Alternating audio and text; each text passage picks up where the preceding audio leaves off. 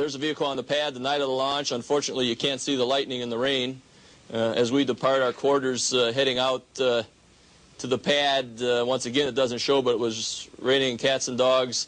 And I think each of us in the crew were not real confident that we were going to get off. Here's a picture in the cockpit before liftoff. That's looking over Richard's shoulder.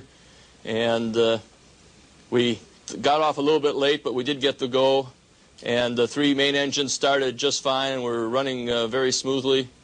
When it was a little bit of vibration in the cockpit, the SRBs lit off and it became very bright, as you can see right here. It was just like day in the cockpit. And all during first stage, we didn't need lights in the cockpit. It was plenty bright.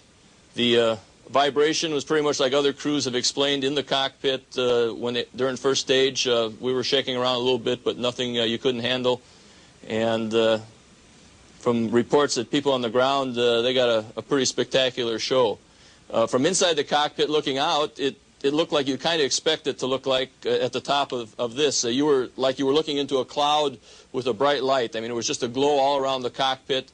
And once we got up away from the ground a little bit, you couldn't see the ground anymore, and it just looked like you were in the middle of a glowing ball.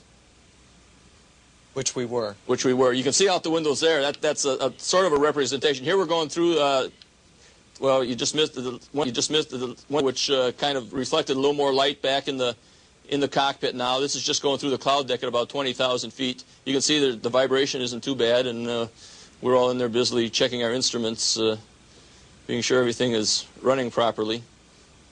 Through keyboard and talking to the PAM and a satellite through CRT display. You can see, as I said, that was basically our arrangement.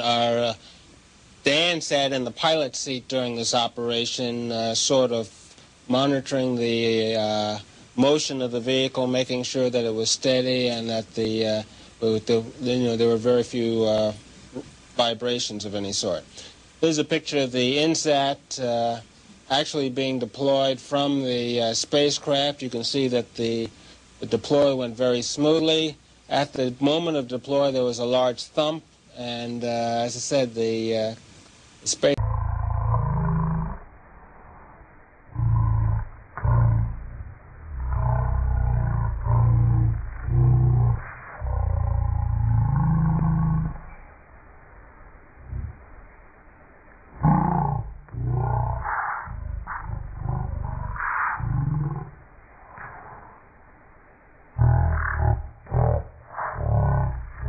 firing as part of the nutation control associated with the spacecraft.